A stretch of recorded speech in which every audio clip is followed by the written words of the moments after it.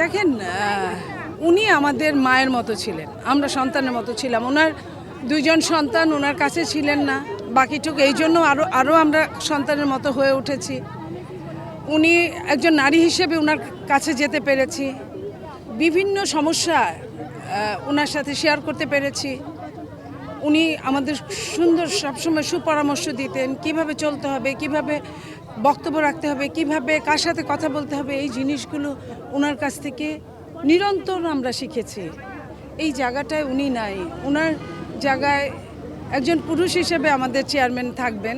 আমরা আশা করব যে উনি অবশ্যই আমাদের সাথে আন্তরিক এবং আন্তরিকই থাকবেন, কিন্তু একজন নারী নেত্রীকে যেভাবে পেয়েছি, একজন মাকে যেভাবে পেয়েছি, হয়তো ওই জায়গাটা পূরণ হবে না, ওই জায়গাটা কখনোই হওয়ার না।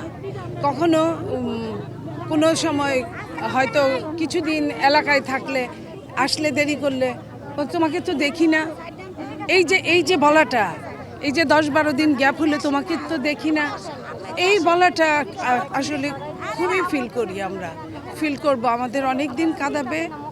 আমরা আমাদের সঙ্গে উনি কতটা ঘনিষ্ঠ ছিলেন এটা বলতে পারবো না, যে উনার সাথে আমরা অবরুদ্ধ ছিলাম। অবরুদ্ধের প্রতিটা মুহূর্তে, প্রতিটা বেলায়, খাওয়ার আগে ওরা খেয়েছে, ওরা রাতে ঘুমাবে। এই কনকনে শীতের সময় আপনাদের মনে আছে যে আমরা গুলশান অফিসে অবরুদ্ধ ছিলাম। উনার ওইখানে যে কাঙ্গালদের জন্য যে কম্বলগুলো রাখা হয় দরিদ্রদের জন্য, সেই কম্বল দিয়ে আমরা ঘুমিয়েছি ফ্লোরে। উনি খবর নিয়েছেন ওদের কি ঘুমানোর মতো জিনিস আছে পর্যাপ্ত। তো আমরা বলেছি, ম্যাডাম সমস্যা নাই, ফ্লোরে আমরা একটা কম্বল বিছিয়েছি, একটা কম্বল গায়ে দিব, একটা কম্বল বালিশ হিসেবে রাখবো।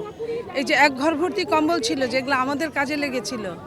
তো এই যে ওনার খবর নেওয়া, যে তোমাদের পরের দিন আবার তোমাদের সমস্যা হচ্ছে কিনা, সমস্যা হলে আমি দেখি ব্যবস্থা করে দেই, তোমরা চলে যাবা কিনা, এই যে প্রতিটা মুহূর্তে উনি আমাদের পাশে থেকেছেন, এই থাকাটা আমরা সত্যিই ফিল করি।